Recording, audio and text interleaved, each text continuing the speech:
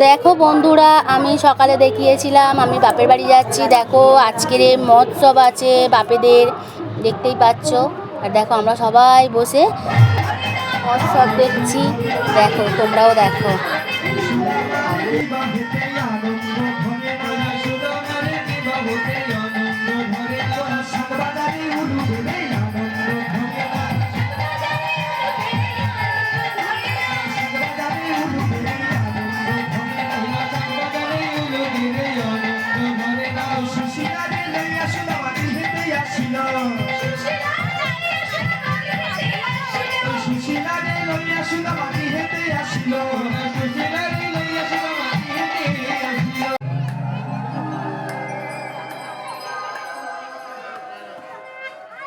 না না মায়ের আমার